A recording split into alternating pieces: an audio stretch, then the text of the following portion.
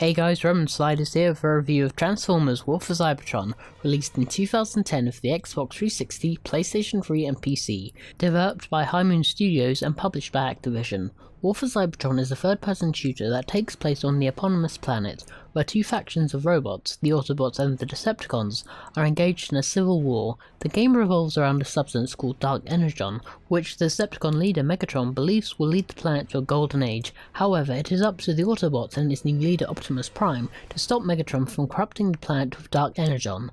Taking place before the Transformers arrive on Earth, War for Cybertron explains the backstory of the robots in disguise, and addresses key points like Optimus's ascension as Prime and Starscream's defection from the Autobots. The G1 universe was used as inspiration, but follows the continuity of the Transformers Prime animated series. Additionally, having Hasbro sanction the game as canon gives it the necessary authenticity as a prequel to the cartoon series.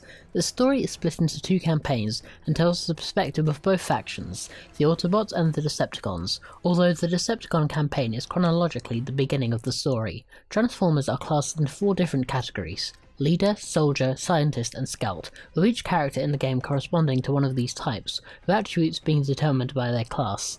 Players can transform at will between robot and vehicle form, and each form has different abilities, such as being able to collect weapons as a robot, while being able to use speed boosts as a vehicle. Players are given a choice of 3 Transformers per campaign level, and these can be played either in single player or through cooperative online mode. The controls are very impressive, and I had no trouble transitioning seamlessly from robot to vehicle form and back again, all the while blasting hordes of Transformers while explosions were going off around me.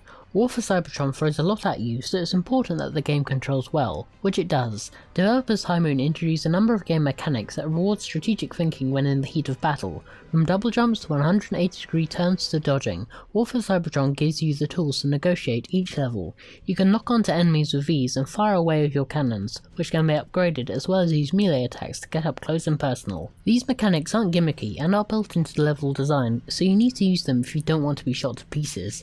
Aside from cooperative multiplayer, there are traditional competitive modes like Deathmatch, Conquest, a capture the flag-like game, and Escalation, where players choose a faction to defeat wave after wave of enemies, and it continues until you are defeated. Aside from Escalation mode, characters from the main campaign cannot be used, so you must create your own Transformers. Visually, the game goes for a grim, metallic look. Cybertron feels like a warring planet, which is complemented with dark, rustic colours that convey the tone of the game. The Transformers themselves don't look like toys, but rather living beings that inhabit this bleak world that will fight to the end of the Civil War. Optimus Prime in particular looks like one mean Transformer with his dark metallic sheen. He certainly means business. However, the game does tend to recycle visuals, which means that while Cybertron looks impressive, there is little in the way of environmental variety. You often find yourself walking down similar looking corridors and infiltrating underground bunkers, so it's a shame more wasn't done here. Music for the game was composed by Tyler Bates, who has composed a number of video game soundtracks, including God of War Ascension and Army of Two: The 40th Day, and does a good job of capturing the oppressive, grim mood of the game with rock and metal stylings. The game boasts a familiar voice in its cast in Transformers veteran Peter Cullen, who returns to the role of Optimus Prime, having voiced the part in the original 80s cartoon and Transformers movies. Being a fan of the cartoon series and hearing Cullen's gruff yet authoritative voice brings a sense of familiarity and a seal of authenticity to the game that it would otherwise not have. Sound effects are standard affair, with the right level of explosions and enemy yells to make for an immersive experience. With a robust single-player campaign, 3-player co-op, and an extensive multiplayer, which have a number of different modes including the ever-challenging Escalation mode, Transformers War for Cybertron has heaps of replay value, which will leave you playing for a long time to come.